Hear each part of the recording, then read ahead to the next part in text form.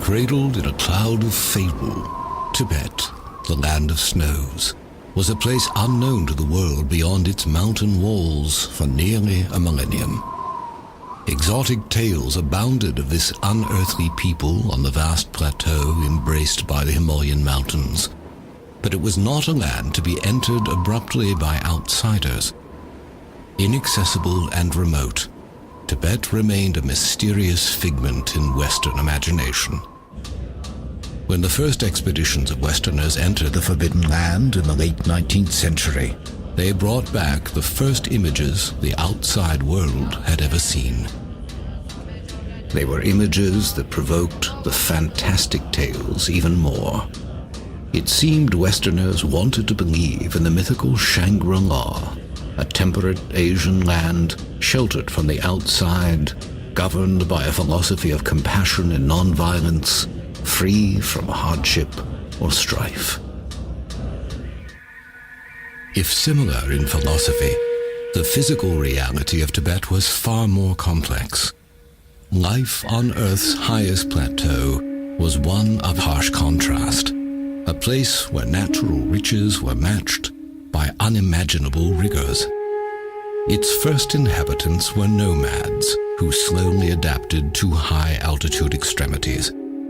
Even for these rugged people, at 15,000 feet, their eyes could literally dry up from the brittle intensity of the sun. A sudden hailstorm could destroy a season's work or scatter herds in seconds.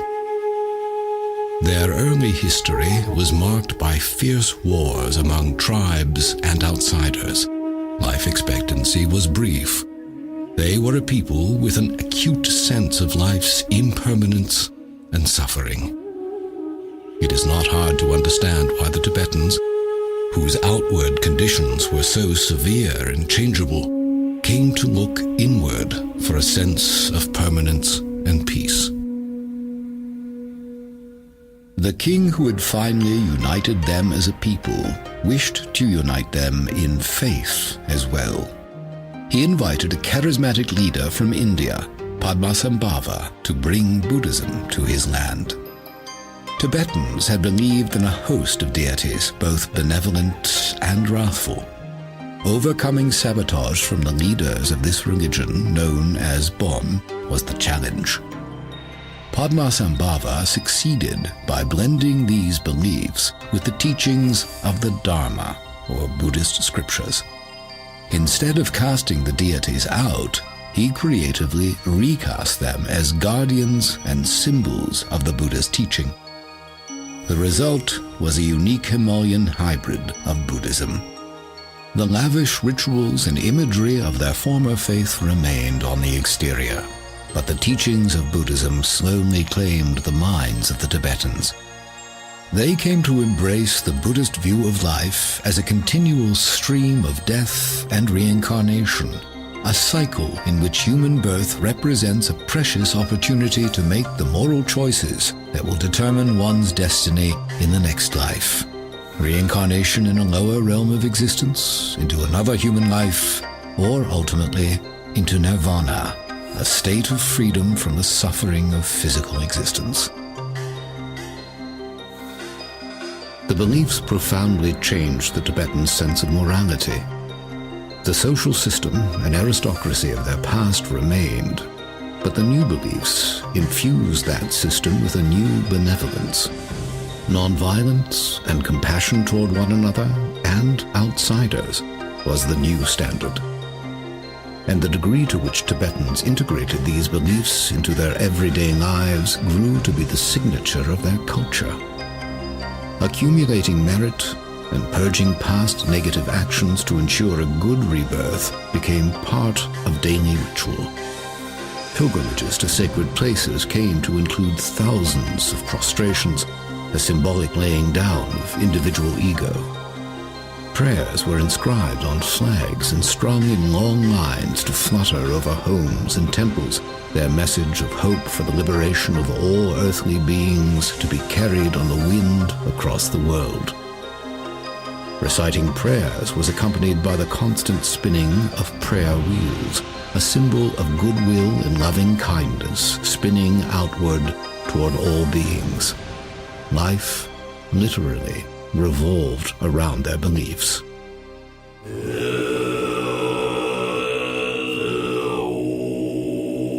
As a community, they sponsored monasteries for the study and practice of Buddhist teachings. These vast structures were homes for tens of thousands of monks and nuns, publishing centers for all Tibetan society, and libraries for ancient texts. Unlike the more ascetic forms of Buddhism, the Tibetan version embraced the arts and sciences as tools toward understanding the infinite. Drama, music, art, astronomy, philosophy, and medicine were all taught at the monasteries. At the height of Tibetan civilization, the monasteries numbered over 6,000, with 1 in every 6 Tibetans becoming part of monastic life. Study began in the earliest years. Earning the equivalent of a doctoral degree could demand 20 years or more. The monks became the keepers of knowledge for all Tibetan society, and the thread linking all generations was a tradition of discipleship. One elder teacher or lama passing the teachings on to monks who, in turn, themselves became lamas.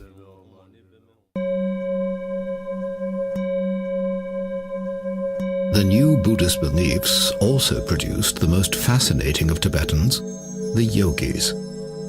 Unlike the Hindu yogi, performing contortions for the public, the achievements of the Tibetan yogi were achievements of the mind, unseen by others. The Tibetan yogi was a monk or layperson who, having studied the teachings of the Buddha as a scholar, wanted to actually experience their promise within his own mind, a state of existence called enlightenment. For the aspiring yogi, attaining enlightenment meant gaining an earthly preview of the bliss of nirvana. Through intensive mental and physical exercises in remote caves or huts, their goal was to rise above the suffering of samsara, or physical life, and discover the purest nature of consciousness. In their quest, meditation retreats could last for years. For centuries, Tibetans revered these yogis as the most mystical people in their society. They supported their pursuit of enlightenment by providing the monasteries with food, clothing, and currency. The yogis inspired Tibetans with the hope that freedom from the suffering of physical life might indeed be attainable.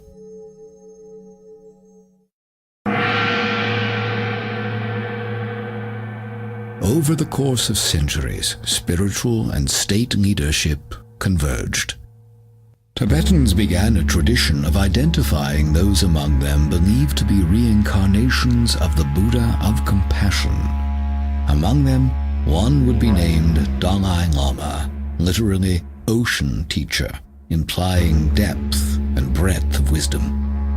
Eventually, the one identified as the reincarnation of His Holiness the Dalai Lama would take his place as temporal leader of Tibet.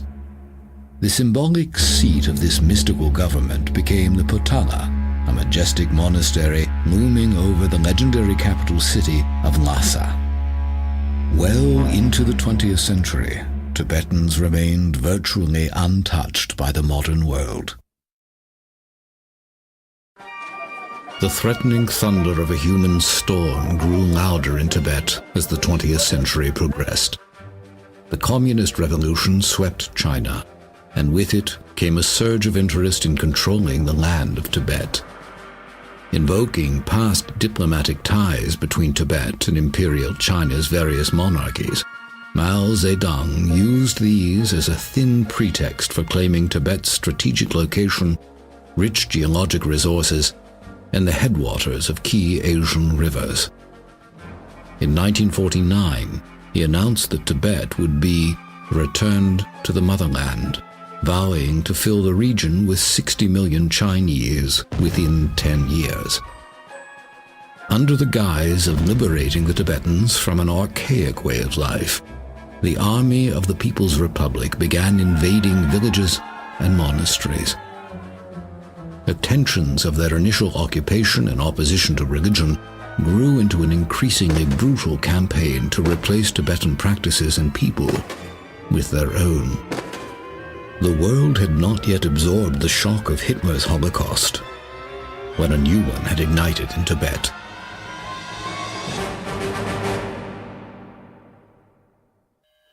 The degree of the destruction is difficult to comprehend or communicate. As the invasion swept across their country, Tibetans who proclaimed allegiance to the Dalai Lama were imprisoned, tortured, or killed, often in exceedingly gruesome ways. Over 1 million Tibetans lost their lives, a fifth of the population. All but a few of the 6,000 monasteries were destroyed, bonfires made of their libraries, mockery made of their artwork and icons. The Dalai Lama, through all this, was Tenzin Gyatso, identified as a boy on a Tibetan farm. Remarkably, he was able to complete his rigorous studies despite the invasion, and Tibetans placed him in charge as a young teen, hoping he could reclaim their country. After his many attempts to negotiate with the Chinese, Tibetans feared their beloved leader would soon be kidnapped and killed. In a dramatic escape, the Dalai Lama was taken out of Tibet under disguise across the mountains to India, where he was given refuge and established a government in exile in Dharamsala.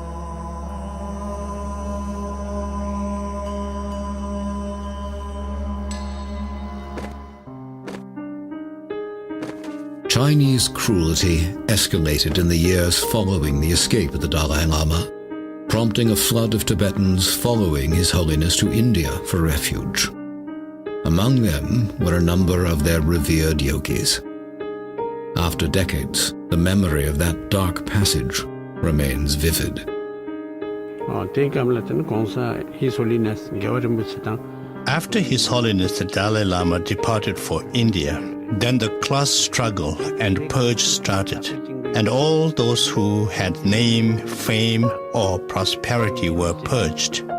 They were beaten up, their hair plucked, their ears chopped off. And I thought to myself, when we talk in terms of hell, this must be the real hell. Then those who did not have either name, fame, or prosperity, they were rationed a certain amount of land. Then a couple of years down the road, the Chinese would turn around and say, "Where did you get all these? You must be part of the class system." There was a lot of pain and suffering.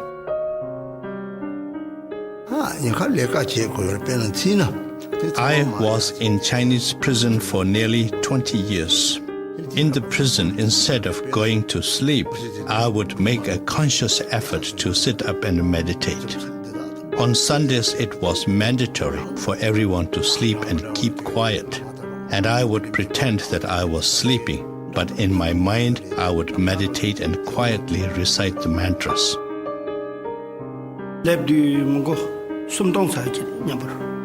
When I left my homeland, there were about 3,000 in my group. When we reached India, there were only about 500 left. Many were killed on the way by the Chinese. Many died because of hardship in the journey, and many went back to Tibet. Many days we had to go without food, and also many people got hurt. If it had been under normal circumstances, the same trip would have taken 3 months. But because it was an escape during a war, it took 2 years. We had to defend ourselves against the Chinese 9 times on the way. The 4th time, my father was caught by the Chinese.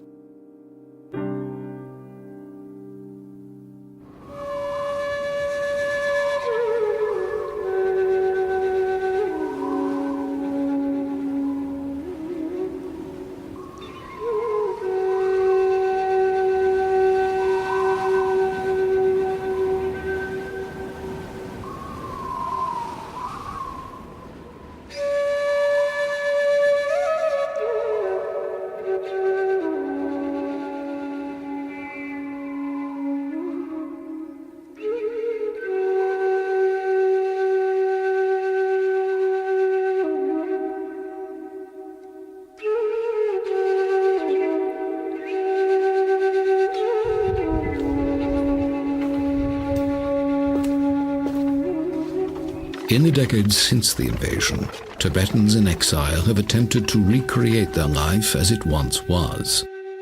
In the Indian Himalayas, there remain places sacred to Tibetans from long ago in their history that have taken on a new preciousness since the destruction of their homeland.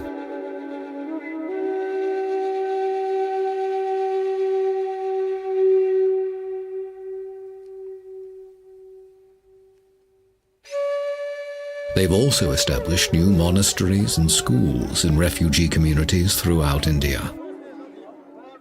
The government in exile remains in Dharamsala, working to help their people rebuild their lives.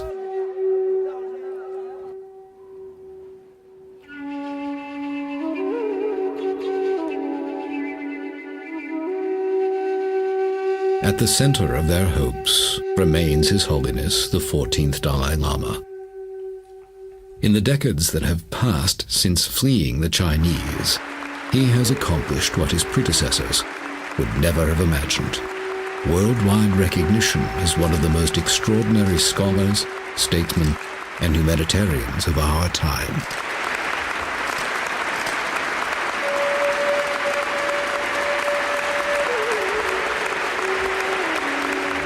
Our nation, Tibetan people, passing through very, very difficult situation, very difficult period. The period almost one ancient nation with unique and rich cultural heritage as well as spiritual heritage, now almost dying. I think, very firstly, as quite human nature, when someone, you see, who get all power, then eventually power spoil or destroy one's own sort of good quality. Then secondly, I think unfortunately, the totalitarian regimes, the communist sort of society or government system, is the dictatorship actually, I think, legalized, isn't it? So once you see this certain sort of structure, created that way, then the system or the structure itself, sometimes I think help to produce that kind of the person. Now I think the democratic China with open society, freedom of religious belief, freedom of speech, freedom of thought, freedom of information. I think that is the not only interest of the world community, but Chinese people themselves. But the destructive actions of the Chinese Communist government have not been stopped after decades of diplomatic effort on the part of the Tibetans. And as they watch the flame of their culture slowly being extinguished in their native land, the tradition of the yogis is also being extinguished. Despite the presence of monasteries and monks in exile, the complete cultural environment that produced the mind masters of the past no longer exists. Without the unbroken lineages of yoga teaching yogi, without the vast stretches of time to spend years in isolated retreat free from earthly distractions, and mostly without the devoted support of the ancient Tibetan civilization, the tradition of the yogis is nearing extinction. Once the most reclusive people in the world, they are coming forward now with unprecedented candor to preserve their legacy of 1,000 years. Living out their lives amongst us are the last of the master yogis of Tibet.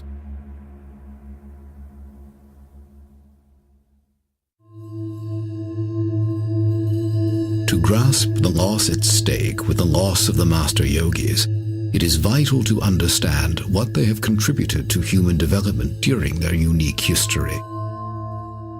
While the most advanced thinkers in the West developed the physical sciences to improve the outward state of humanity, the yogis developed a science of the mind to improve the inward state of humanity.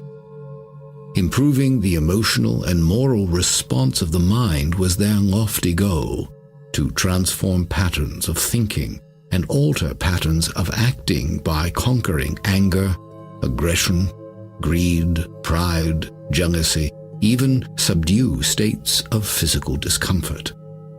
The techniques they developed to achieve these results are only now being recognized and affirmed by Western study of the brain and body. Central to the tradition of the yogis is the passing down of extensive teachings and highly guarded practices for training both body and mind. Within each order of monks, the detailed lineages of yogis, their students, and their techniques are recorded with great care. Each lineage bears a unique name and approach. With roots stretching back to Tibet's first master yogi, Naropa, the Drikung Kagyu lineage has long been renowned for producing highly advanced yogis.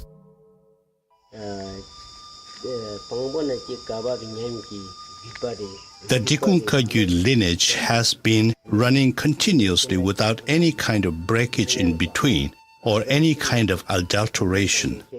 That is starting from the founder of the lineage right down to this present day. When we look back in retrospect, there were so many highly regarded, highly realized yogis. The blessings are passed from one master to the other, right down to this present day. That is our specialty. I think practitioner, how to say, you benefit your mind. The academic is just knowledge. Maybe you become a teacher, you can teach in the terms, and this is one thing. But the practitioner, you have received you some blessings, and if you don't have this blessing in this lineage, then you cannot have certain power to help benefit other people. And also, someone who not go to the academic school, but his practice, he certainly opened his wisdom. And he also know other people, how they need to benefit. He will know. What is it then that defines a yogi?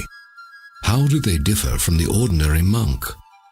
Outwardly, few clues are to be found. The most lucid answers to the question come from those who have walked the path themselves. A yogi is a person who has a profound experiential understanding of the true nature of all phenomena. The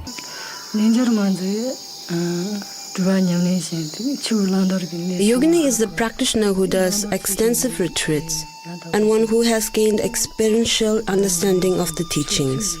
So it would have to be someone who has not only received ordination, but someone who has done extensive retreats. A yogi means one who enters into the Dharma or Buddhist teachings, and after that one who does the practice, which is about the mind, training the mind to be always at ease, always at peace. That is the definition of a yogi. Dharma lives within the yogi. Yogi follow the Dharma. If you really live on the Dharma, nothing can harm you. Even though they can be taken this life, but they cannot take next life. What a yogi or yogini strives to do is to put an end to the suffering that exists in cyclic existence. In order to do that, a yogi or yogini has to train his or her mind. Simply stated, a yogi or yogini will strive to counter all the negative emotions and try to generate positive energy. Experienced, qualified retreat person, even he remain in a street, lot of noises, a lot of people, a lot of cars there, but his mind can remain fully concentrate. If someone who have not that qualified, like I think myself, even remain in a remote area, try to meditate, my mind go everywhere. Keeping the mind from going everywhere is precisely the challenge in meditation. and for centuries, aspiring yogis have retreated to remote places to avoid distraction while training their minds. Imagining life removed from society for years at a time can be difficult for Westerners accustomed to a world of virtually non-stop interaction. The question of where is another challenge. For Tibetans in exile, such places still exist in the Indian Himalayas beyond the reach of the Chinese. One of the 24 sacred places in Tibetan Buddhism is Lapchi, a meditation place, a Milarepa, one of Tibet's first yogis revered for abandoning a criminal lifestyle and attaining enlightenment within a single lifetime. A monk hiked for 6 days with a heavy camera into the mountains to bring back a glimpse of this primitive retreat. Even now, the images he recorded were permitted with reluctance.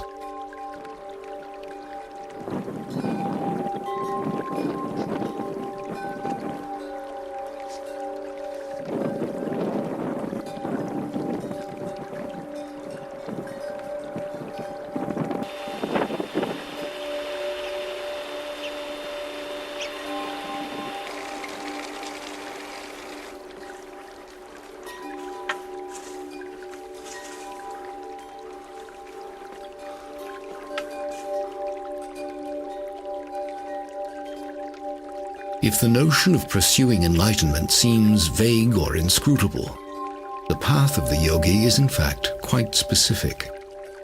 The techniques and practices developed over a millennium are revealed to them in a rigorous order and only by an accomplished practitioner.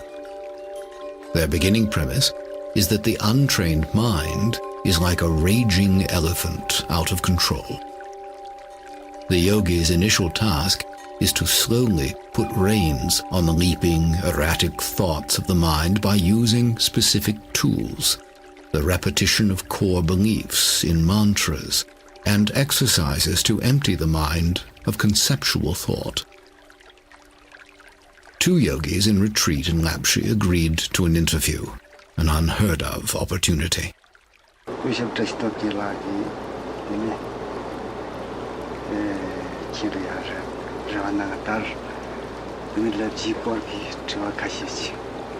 You have come to Lapchi when I have taken a few days break in my retreat. This is an auspicious coincidence, and something like this can only happen because of past connections and aspirational prayers. Milarepa went on a very long retreat in Lapchi and reached enlightenment through the practice of Tummo. He left several footprints on the rocks of Lapchi, which attract many pilgrims.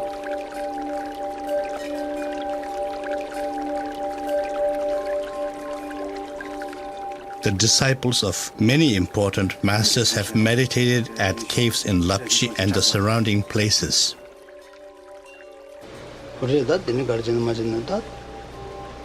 I am here on a retreat with permission from His Holiness Chetsang Rinpoche. After many years' retreat, I came to the conclusion that a human being's physical constitution in particular was a big impediment for serious practitioners. I came to realize that the only way to remove these impediments was to attain mastery over the 5 elements, so that my practice did not have to be dependent upon sustenance and health. I read Milarepa's life history. It completely ravished away my mind. I strongly aspired to master the 6 yogas of Naropa, as well as the secret prana, nadi, and bindu, the 3 main components that are important in the practice of yoga. At any cost, I was determined to train myself to be able to master Tummo or Chandali. To do this, I found that Dharamsala was not conducive to the attainment of my aspirations. I needed a teacher who could pour down in me his experiential knowledge of such practices. I wanted the result of my efforts to create and leave an indelible imprint on my mind stream that I can forever carry forward. The most difficult thing to do is remain in single-pointed concentration. bodily efforts like doing hundreds of thousands of prostrations and the efforts of speech like recitation of mantras are no problem. Controlling the mind is.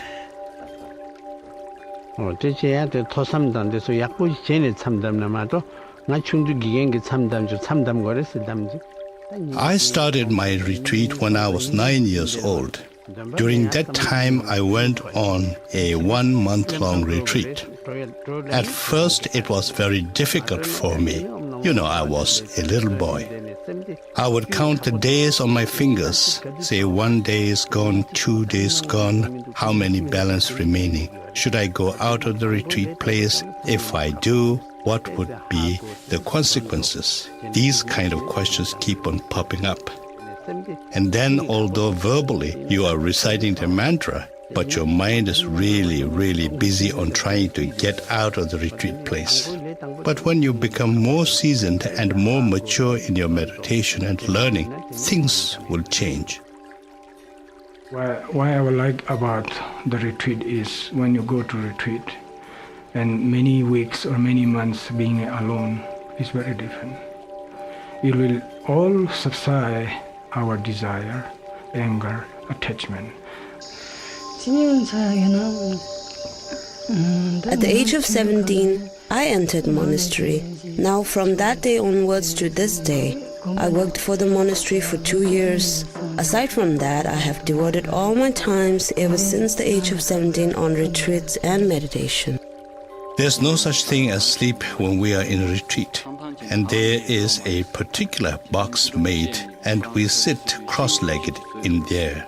And we sit in that position whether it is day or night. We can break up our practice into 4 slots of time. And during that time, we may rest, but we will not get out of the box. We will continue sitting in that position all the time.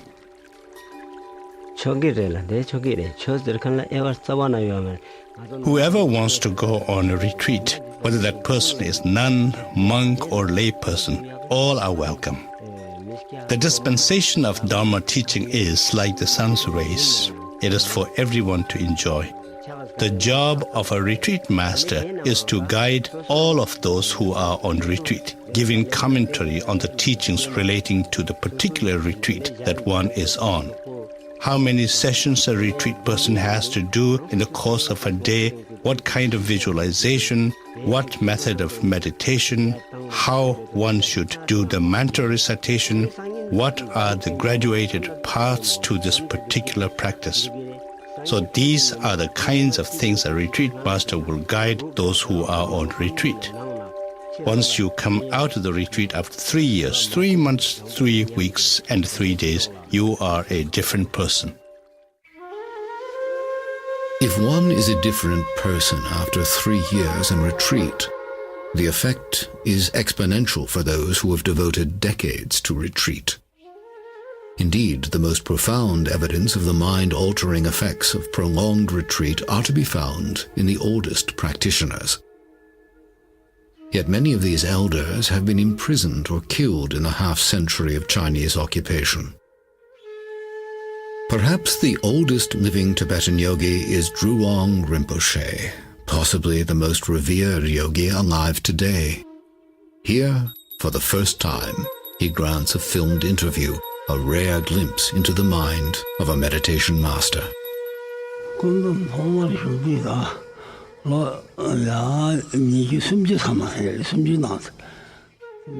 Now I have meditated for a very, very long time. It is very difficult for me to exactly reflect back and count the years that I had meditated. The reason for this is because although I do appear like a human person outwardly, my mental state is so different. Different in the sense that my focus on mundane things is not consistent.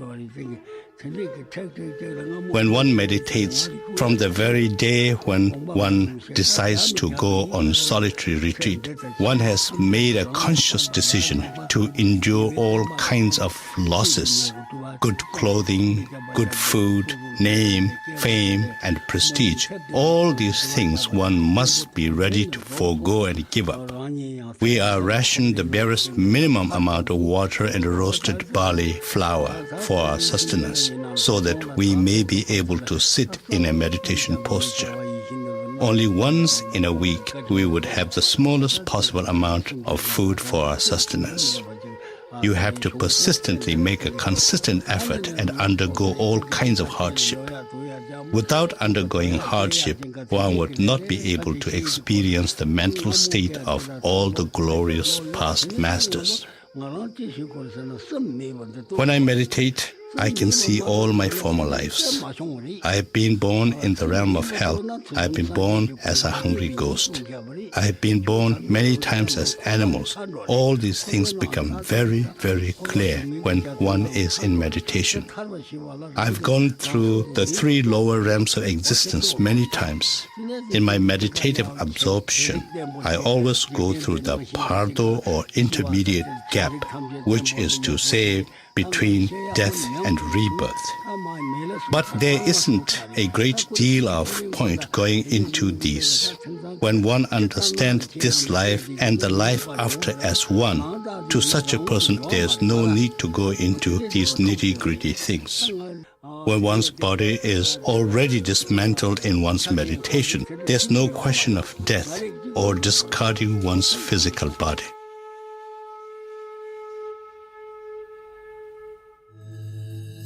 The disciplined mind, then, becomes a powerful tool in its own right, enabling the practitioner to become aware of the subtle energies of the body, then master them through the breathing and physical postures known as yogas. Modern Western medicine has documented the mental powers of these meditation masters. One such practice, Tumo, was developed for generating body heat in the icy caves of Tibet. Yogis who have mastered Tumo are capable of immersing themselves in icy lakes and, 15 minutes later, producing visible steam rising from their robes.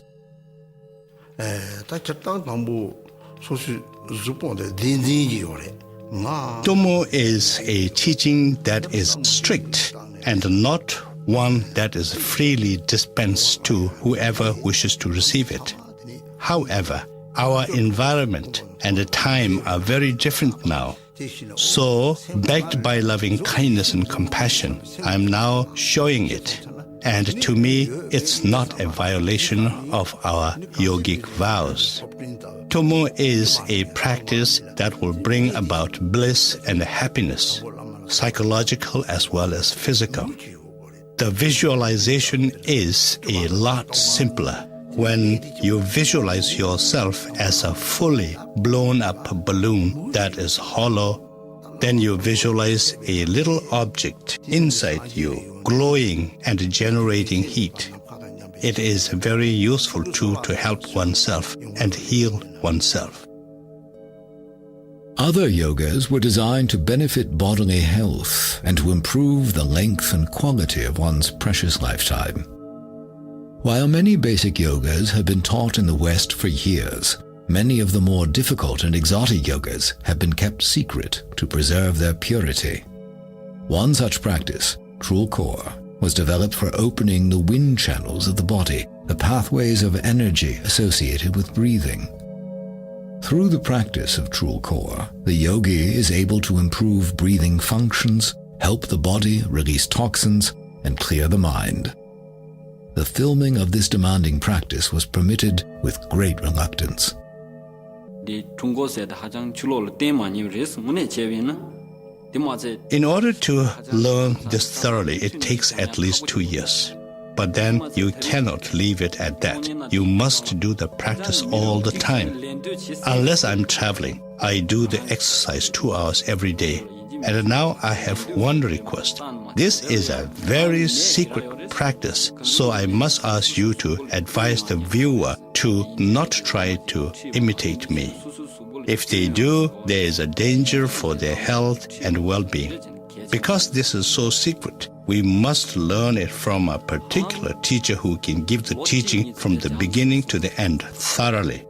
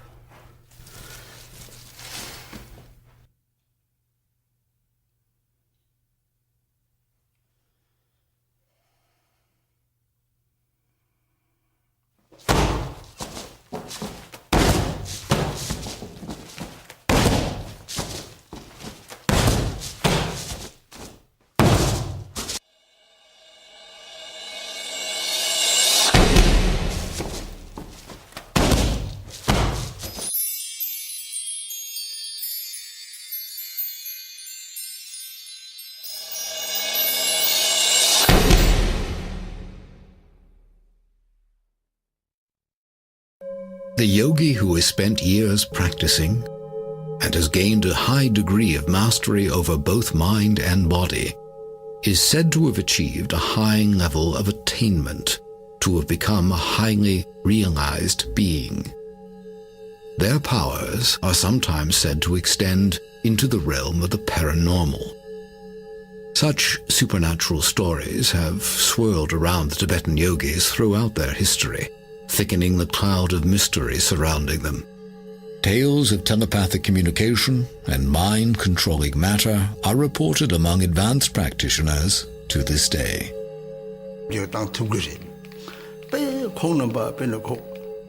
The highly realized yogis can, of course, alter situations. There are many instances where the highly realized beings altered natural disasters. One example is where Chinese soldiers came to cause harm to a monastery or its inhabitants. All of a sudden, the change of weather, extreme poor visibility, the falling of hail, making it absolutely impossible for these people to come to their destination. There are so many different instances, far too many to narrate. There is a most wonderful and sacred meditation cave where it is said Guru Padma Sambhava meditated. I went there when I was only a boy, but I had a tremendous amount of devotion. When looking across the cave, I really felt like saying some prayers. I offered 3 prostrations and said, "Please show me some sign so that my devotions will further become stronger." And instantly there appeared a rainbow at the mouth of the meditation cave, and there I saw Guru Padma Sambhava. So I was just overwhelmed and really so very happy. And all my focus was on the mouth of the cave and Guru Padma Sambhava.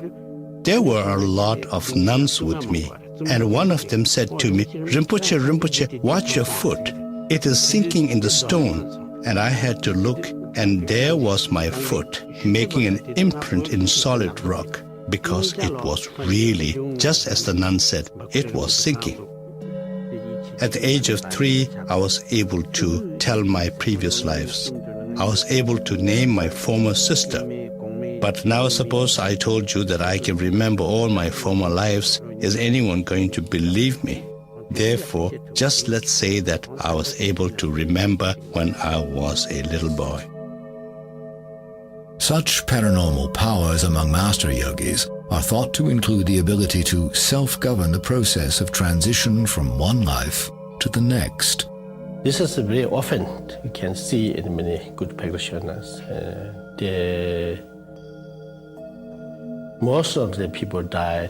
After dying, you can change your face, the yellow, pale, and when you do the pinch in your skin, also they will stay there.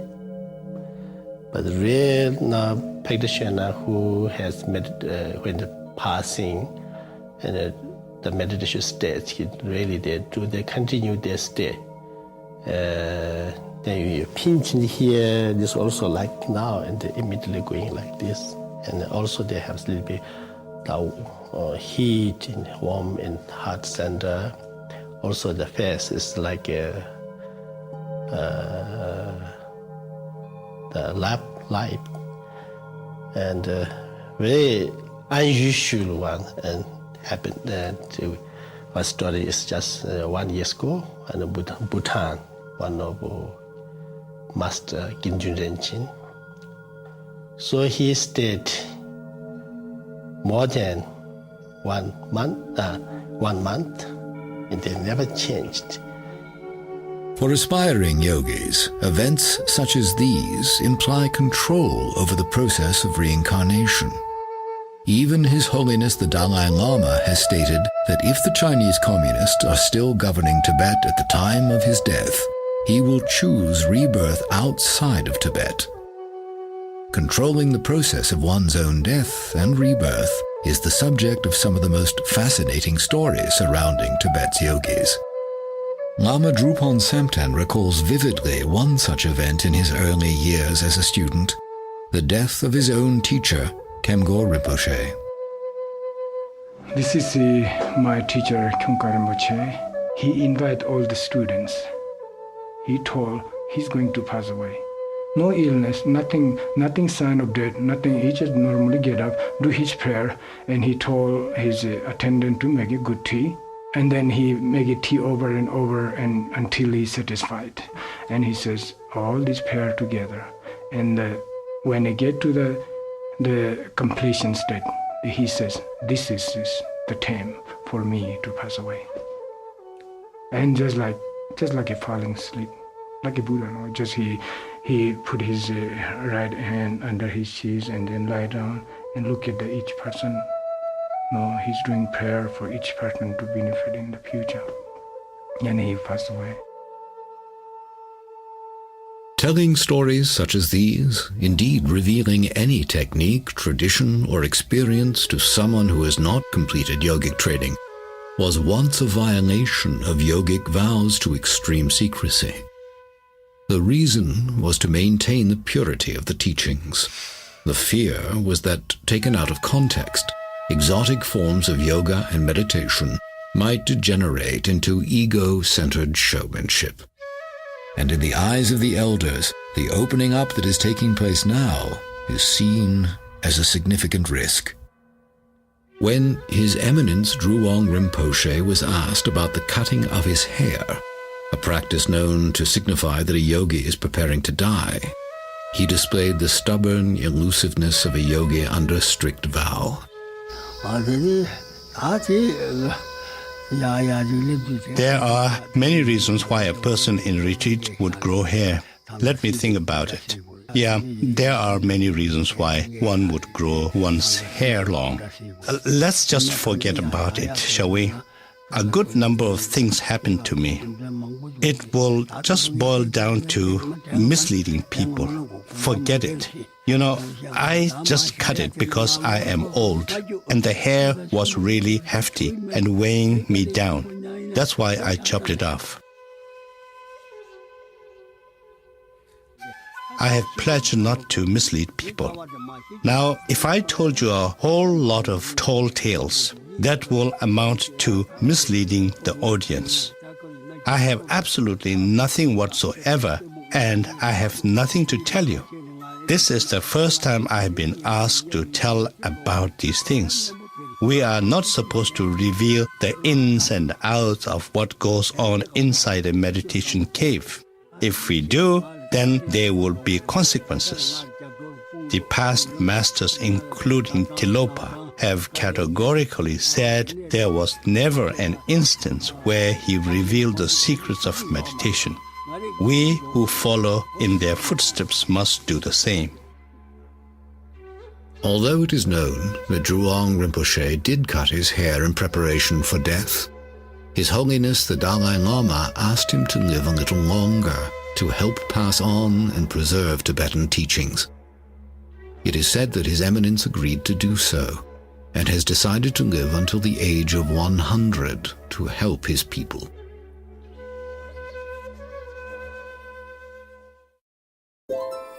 Beyond feats of mental, physical, or even supernatural control, perhaps the most impressive accomplishment of the Tibetan yogis is maintaining a stance of compassion and peace through a half-century of persecution. The teachings of loving your enemies and praying for those who persecute you are familiar in the West, but are, few would argue, among the hardest to practice. Skeptics may well point out that feelings of love and peace may be easily generated when you're by yourself in a cave, but not when you're coping with the human conflict inherent in real life. Yet, the claims of the Tibetan yogis have been put to the extreme test in the Chinese Holocaust. How does one retain compassion in the face of raw cruelty? Some use the ancient the text stated or says, one's own enemy is the best teacher. Now, one example. So one old monk who in previously the Namgyal monastery, one monk of the Namgyal monastery. Now he spent almost 18 years in Chinese Gulag after 59. So after he released from the camp, Eventually, he joined with me here. So then one day I casually asked about his experience in the Gulag. Then he told me a few occasions he faced some danger.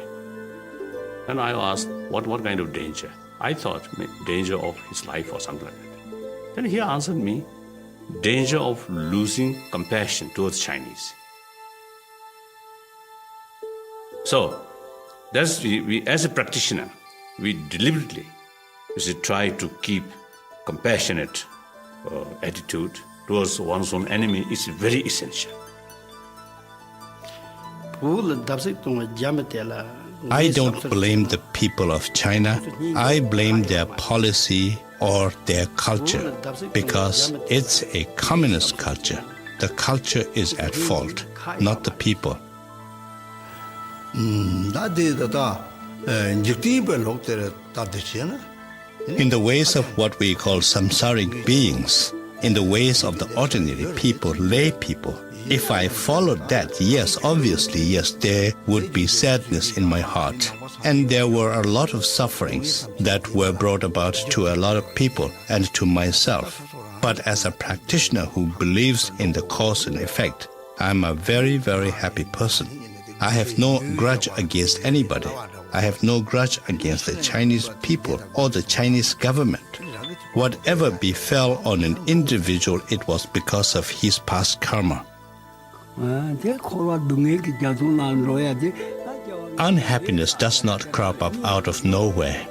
It is a result of one's commission of negative karma in former lives. For example, when you cheated others, when you tried to defeat others, when you try to gain at the cost of others, these result in what we call the ripening of karma that brings about pain and suffering.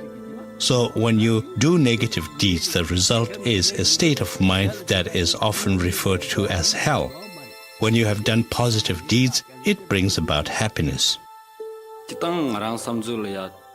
I was born after the Chinese operation in Tibet.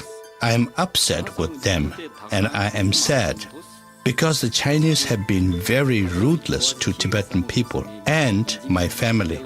You name it, they have done it. At the same time, they have destroyed so many monasteries in Tibet. Maybe it is because I am still young and my practice is not strong enough yet. Maybe this is why I am upset with the Chinese.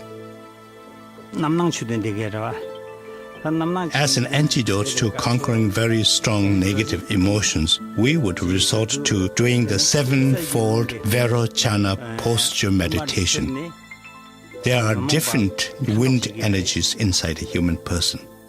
In one posture, the wind which enables us to excrete waste enters into the central nerve channel, eliminating some of the negative emotions.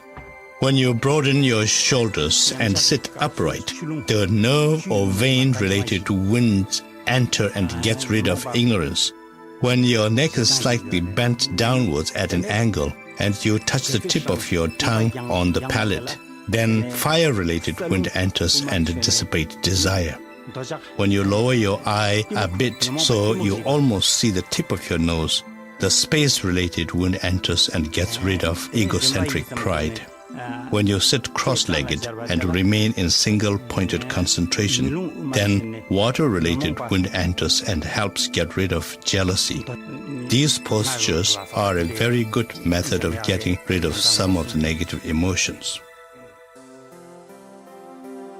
Are newer generations of Tibetans raised exclusively in exile, immersed in contemporary culture, displaying the discipline and compassion of their elders? Evidence of cultural erosion is appearing among younger Tibetans in exile. Demonstrations and violent protests are becoming increasingly common in refugee towns. Some are beginning to question the pacifist approach of their leader.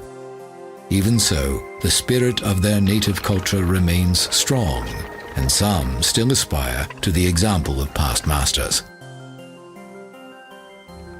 In our life, we do many different things. We are in different professions, but we all have a single goal, and that is to be happy. And the only way to be happy is to believe in one's own mind that it can be happy, that it has happiness all the time. And that is very important to know, that is very important to notice. If we fail to notice that, then we start to expect external materials to make us happy. In our life, we change different things in the hope of being happy. We change our name, we change our dress, we change our food, we change everything. But we realize every time that this change has never brought the true happiness. So the only way to stop all this game is realizing the nature of mind, which is a Buddha and which is content and fulfilled and satisfied from the beginning. So although I still have desire, I still lack all the material things, deep down in my heart I often feel that this is not the real way of happiness.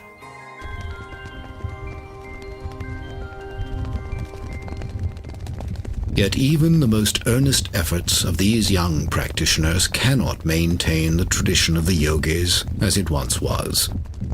The number of authentic elders dwindles daily. The best the younger generation can do is preserve the practices of their ancestors, the shadows of a total lifestyle that will never again be possible.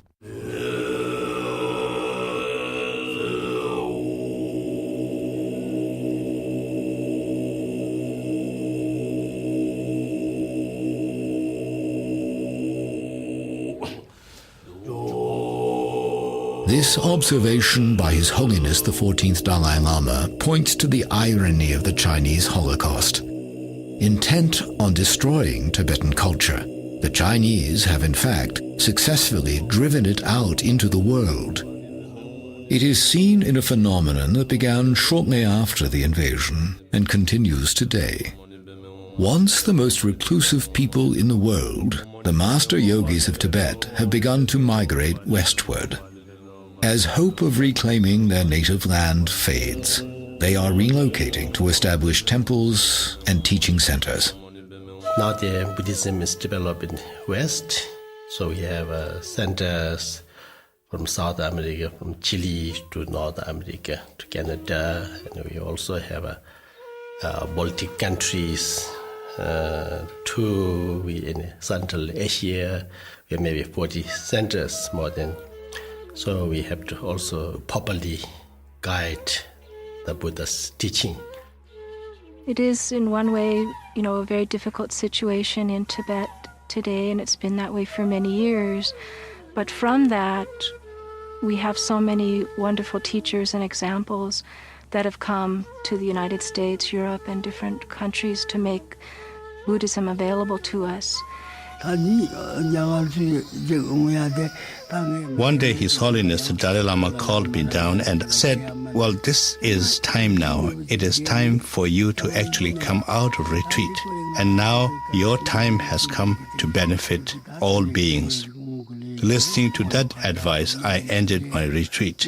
And from that day onwards, to this day, I have visited so many countries and I have taught so many countless number of people. And it was absolutely as His Holiness said. I benefited so many people and I keep on going strong. Now, since I came to the United States, it has gone 5 years. The job of all Dharma practitioners is to help other beings. In countries like India and Nepal, there are many lamas and teachings are readily available to the population.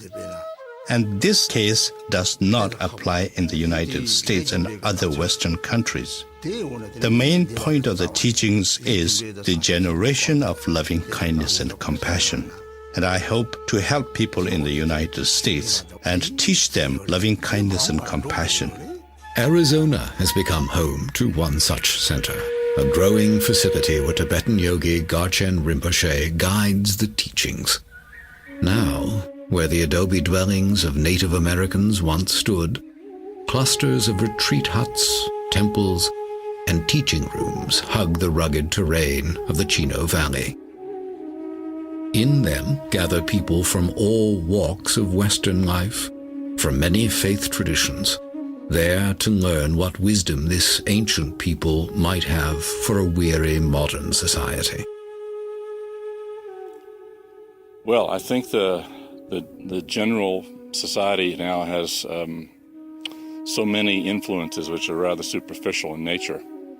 And even though we theoretically have a lot of extra time, more and more I think people are finding that the different distractions and things that they do are not particularly meaningful to them. And so they're searching for something else to give their life meaning.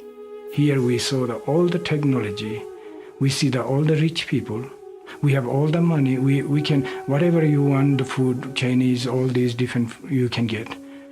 But then people find out that having material, having technology is really not answer your inner question and not fulfill ultimate goal. And therefore, they have this kind of spirituality, or say human society, there's love and compassion is the only way to bring peace and happiness. Garshin Rinpoche teaches patience a lot. Like, your worst enemies are your greatest teachers because they teach you patience. They teach you definite patience.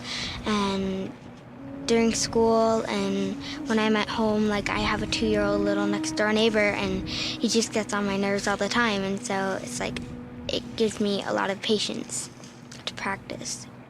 If I have a bad day, it makes me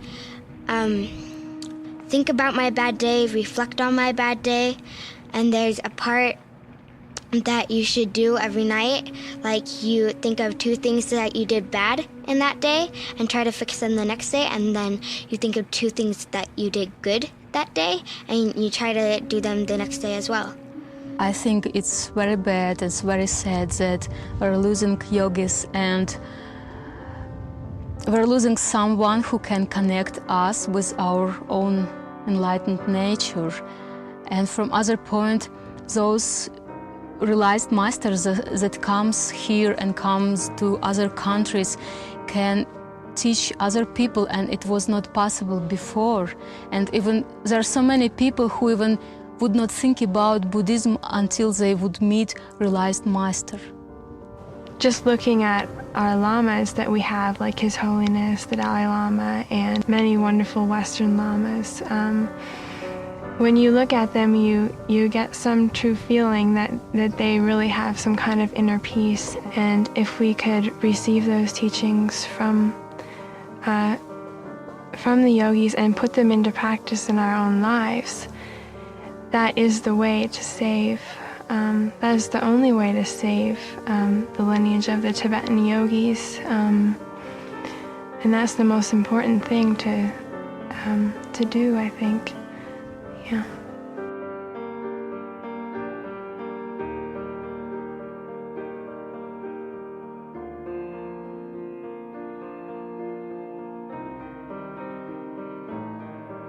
The lamas who have come to the West are still adapting to the pathways and parameters of this new life.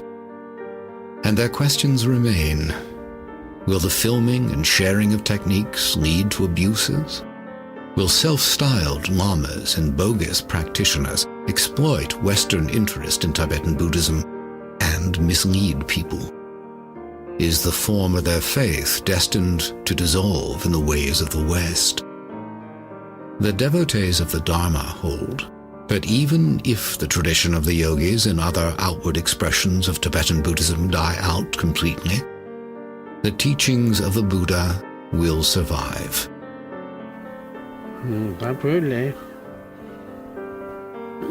Because of the Chinese occupation, it is extremely difficult to have the same amount of yogis coming either inside Tibet or outside. The number of yogis has definitely decreased, and it is difficult to see whether we will have the same amount in the future.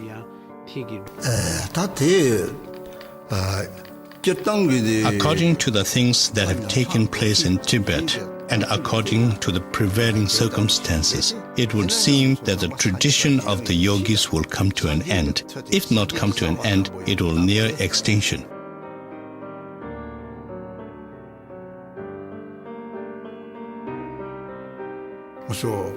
However, we are very confident that whenever there is a dip in the progress of the Buddha's teachings, there will be a proportionate recovery. So in that respect, I have faith that we will recover from it.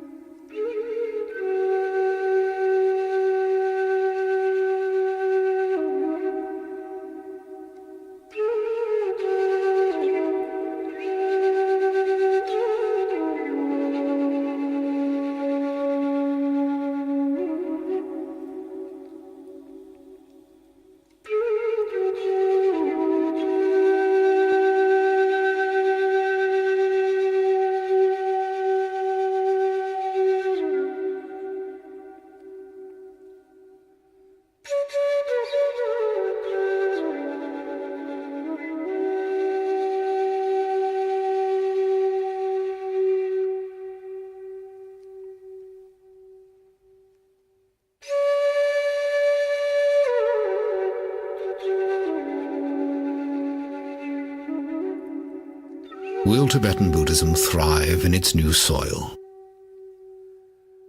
Can people who do not experience the daily hardships of the native Tibetans, Westerners who lived enveloped in material comfort, ever fully embrace a philosophy based on escaping earthly suffering? Or has material success left a big enough void of its own to drive the Western mind inward for solace?